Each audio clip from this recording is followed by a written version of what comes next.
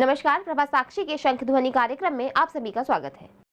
हिंदू धर्म में नवरात्रि के पर्व का विशेष महत्व माना जाता है।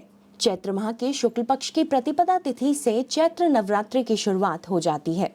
नवरात्रि पर दुर्गा देवी के 9 अलग अलग स्वरूपों की विधि विधान के साथ पूजा अर्चना की जाती है। नवरात्रि के 9 दिन लोग उपवास करते हैं और साल भर में 4 नवरात्रे आते हैं, जिनमें से 2 गुप्त नवरात्रे, एक शारदीय और एक चैत्र नवरात्र होते हैं। आइए इस वीडियो में जानते हैं कि इस साल कब से चैत्र नवरात्रि शुरू हो रही हैं और कलश स्थापना का मुहूर्त क्या होगा और इसके महत्व के बारे में जानते हैं। चैत्र नवरात्रि 2024 कब से शुरू होगी?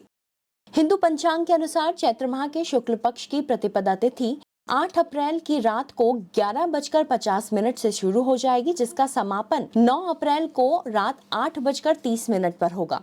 उदया तिथि के आधार पर चैत्र नवरात्रि 9 अप्रैल 2024 से ही शुरू होगी। इसका समापन 17 अप्रैल को होगा, जिस दिन रामनवमी मनाई जाएगी। चैत्र नवरात्रि की कलश स्थापना का मुहूर्त 9 अप्रैल से चैत्र नवरात्रि की शुरुआत हो रही है। कलश स्थापना के लिए 9 अप्रैल को सुबह 6:11 से 10:23 तक का शुभ मुहूर्त बनाया गया है। वहीं अगर 9 अप्रैल को अभिजीत मुहूर्त की बात करें तो इस दिन दोपहर 12:03 से लेकर 12:54 तक ये अभिजीत मुहूर्त रहेगा। अभिजीत मुहूर्त में किसी भी तरह का कोई भी शुभ कार्य किया जा सकता है। चैत्र नवरात्र में घोड़े पर सवार होकर आएंगी माँ।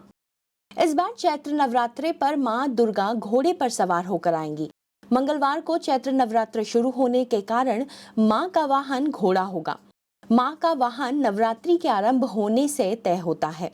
नवरात्रि पर देवी पूजन और 9 दिन के व्रत का बहुत महत्व माना जाता है। नवरात्रि के 9 दिन में व्रत रखने वालों के लिए कुछ नियम होते हैं और साथ ही साथ इन 9 दिनों में माँ दुर्गा के अलग अलग 9 स्वरूपों को उनका पसंदीदा भोग लगाकर माँ का आशीर्वाद पाया जा सकता है। आइए जानते हैं नवरात्रि के 9 दिन के पूजा का महत्व। प्रथम दिन कलश स्थापना के साथ ही प्रथम दिन माँ शैलपुत्री की पूजा अर्चना की जाती है और माना जाता है कि माँ शैलपुत्री हिमालय की पुत्री हैं, इसलिए इनको सफेद रंग बेहद पसंद है। दूसरा दिन माता ब्रह्मचारिणी का है और माता ब्रह्मचारिणी की पूजा अर्चना से व्यक्तित्व में वैराग्य, सदाचार और संयम बढ़ने लगता है। तीसरे दिन माँ चंद्रघंटा की पूजा की जाती है और कहा जाता है कि माता चंद्रघंटा की पूजा अर्चना से मानव सांसारिक कष्टों से मुक्ति पाते हैं। चौथा दिन नवरात्र के चौथे दिन माँ कूष्मांडा की पूजा अर्चना की जाती है और माता को मालपुए का भोग लगाया जाता है। पांचवा दिन नवरात्रि के 5वें दिन दुर्गा जी के पंचम स्वरूप यानी कि माता स्कंद माता की पूजा की जाती है और माता को केले का भोग चढ़ाया जाता है। छठे दिन नवरात्रि के छठे दिन देवी के षष्ठम स्वरूप यानी कि माता कात्यायनी की पूजा अर्चना की जाती है।